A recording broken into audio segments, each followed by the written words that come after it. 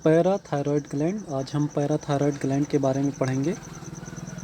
Parathyroid gland की सबसे पहले हम ओरिजिन देखते हैं। इसकी जो ओरिजिन है वो एंडोडर्मल होती है, यानी एम्ब्रियोनिक लेयर एंडोडर्म से होती है। और इसका पोजीशन हम देखें तो ये dorsal surface of thyroid gland, thyroid gland के डार्सल सरफेस पर ये प्रेजेंट होता है। और इसका नंबर देखा जाए तो ये 2 पेयर होते हैं, यानी टोटल 4 पैराथायरॉयड ग्लैंड्स पाए जाते हैं।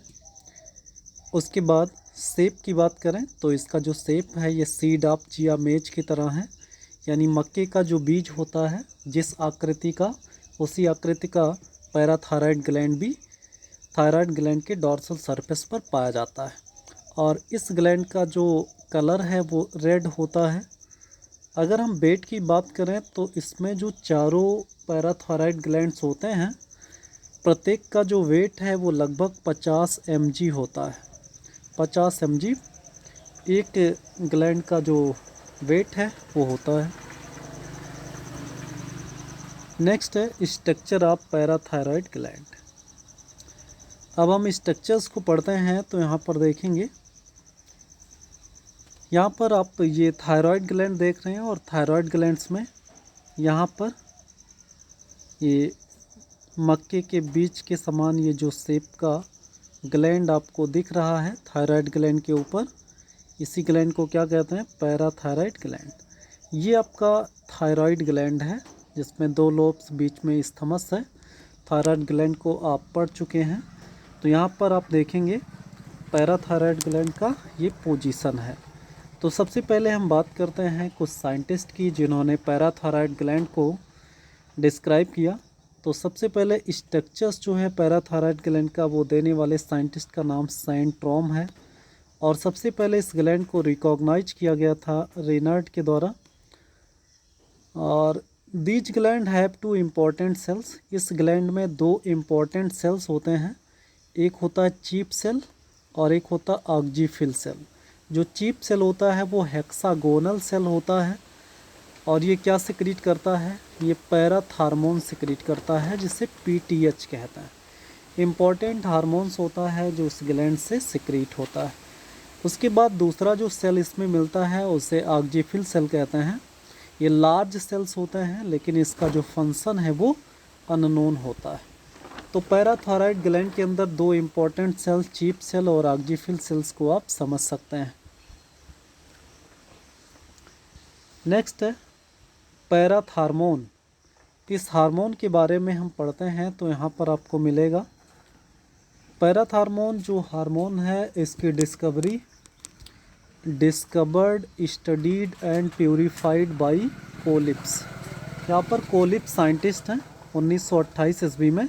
इन्होंने इस हार्मोन्स की डिस्कवरी, इसकी स्टडी और इसका प्यूरिफिकेशन किया था। इसीलिए इस हार्मोन्स का जो नाम है वो कोलिप्स हार्मोन।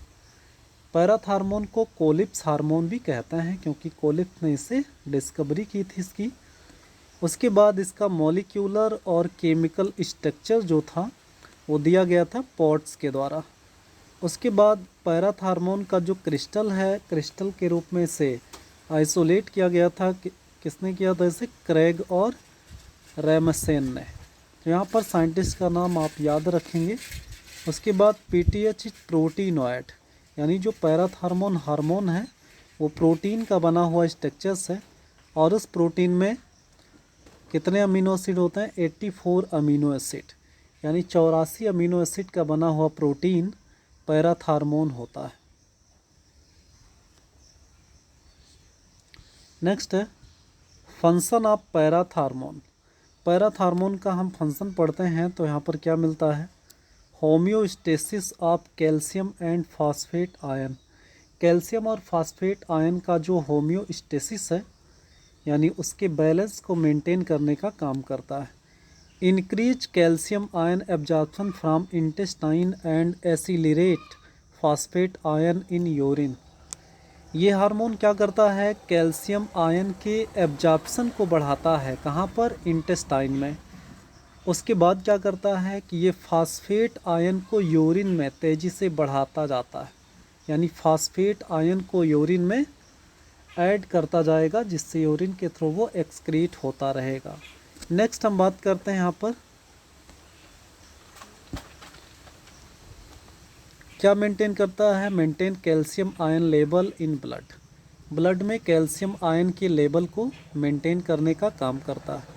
अगर हम ब्लड में कैल्शियम आयन के लेवल को देखें तो जो ऑप्टिमम लेवल होता है, यानी जितनी हमें ज़रूरत होती है कैल्शियम आयन की, वो कितना होता है 12 mg पर 100 ml ऑफ ब्लड। यानी 100 ml ऑफ ब्लड में 12 mg कैल्शियम आयन की ज़रूरत हमारी बॉडी में होती है। नेक्स्ट है कैल्शियम आयन की ज़रूरत क्यों होती है हमारी बॉडी में। यानी हमारी बॉडी में कैल्शियम आयन का जो लेवल है वो मेंटेन रहना चाहिए। मेंटेन क्यों रहना चाहिए, क्योंकि कैल्शियम आयन हमारे लिए तमाम चीज़ों के लिए ज़रूरी होता है। जैसे हम समझते हैं कि यहाँ पर कैल्शियम आयन नेसेसरी होता है किसके लिए, कोगुलेशन ऑफ ब्लड। ब्लड को कोगुलेट होने में या ब्लड को जमने में कैल्शियम आयन की ज़रूरत होती है। Transmission of nerve impulse, nerve impulse के ट्रांसमिशन के लिए भी कैल्शियम आयन की ज़रूरत होती है। फर्टिलाइजेशन ऑफ ओवम, ओवम के फर्टिलाइजेशन के लिए भी कैल्शियम आयन की ज़रूरत होती है। मस्कुलर एक्टिविटी, जो मस्कुलर एक्टिविटी है जिससे हमारे मसल्स कॉन्ट्रैक्ट होते हैं, उसके लिए भी कैल्शियम आयन की ज़रूरत होती है। उसके बाद formation of bone and teeth, bone और टीथ के फार्मेशन के लिए भी कैल्शियम आयन ज़रूरी होता है। पीटीएच एंटागोनिस्टिक टू कैल्सीटोनिन, यहाँ पर आपको क्या समझना है कि जो पीटीएच है यानी पैराथार्मोन हार्मोन्स, वो कैल्सीटोनिन हार्मोन्स के अगेंस्ट काम करता है। आपको पता है कैल्सीटोनिन हार्मोन्स ये सिक्रीट होता है थायराइड ग्लैंड से। तो यहाँ पर इस हार्मोन का एंटागोनिस्टिक हार्मोन कौन है, पीटीएच। उसके बाद हम देखते हैं calcium level is high in female than male, यानी मेल की अपेक्षा फीमेल में कैल्शियम आयन का लेवल ज़्यादा होता है। आपको क्या समझना है, खास करके जो लैक्टिएटिंग मैमल्स होते हैं जिसमें मिल्क सिंथेसाइज होता है, तो मिल्क के सिंथेसिस के लिए कैल्शियम की ज़रूरत होती है। इसीलिए फीमेल में कैल्शियम का जो लेवल है वो मेल की अपेक्षा क्या होगा, ज़्यादा होता है। उसके बाद आप यहाँ पर ये भी देखेंगे कि कैल्शियम आयन के एब्जॉर्प्शन के लिए एक विटामिन भी जिम्मेदार होता है, जिससे हम क्या कहते हैं, जिसे हम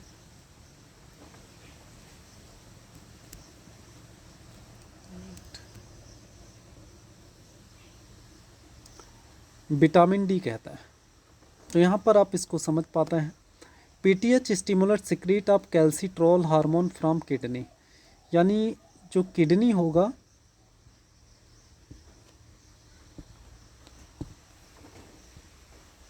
उस किडनी के द्वारा एक हार्मोन रिलीज किया जाता है जिसे कैल्सीट्रोल कहते हैं।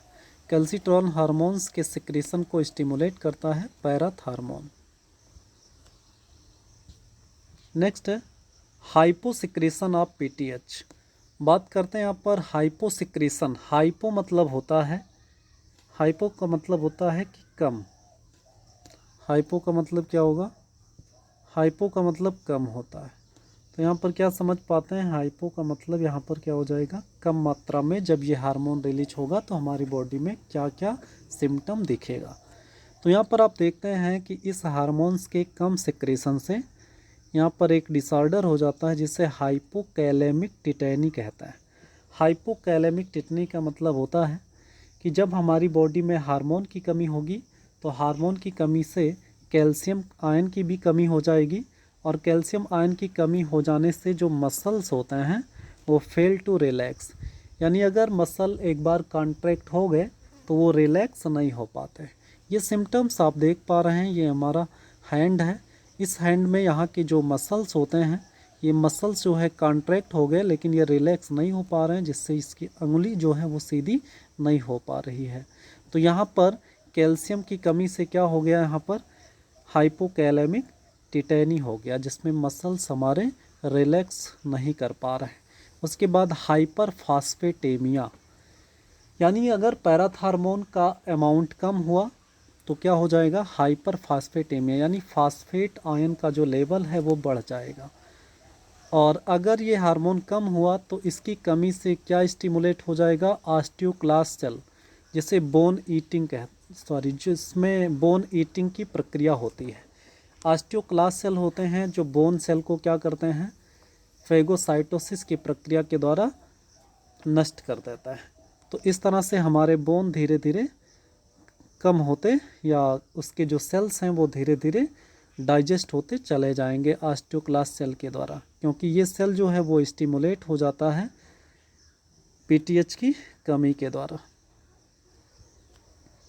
नेक्स्ट है हाइपर सिक्रीशन की बात करते हैं। हाइपर मतलब अगर ये हार्मोन ज़्यादा सिक्रीट हुआ तब क्या होगा, हमने कम सिक्रीट हुआ तो क्या हो सकता है उसको पढ़ा। अब हम पढ़ेंगे कि ये हार्मोन्स अगर ज़्यादा सिक्रीट होगा तब क्या होगा।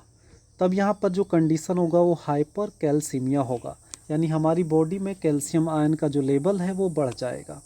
उसके बाद हाइपोफास्फेटेमिया हो जाएगा, यानी जो फास्फेट का लेवल है वो कम हो जाएगा।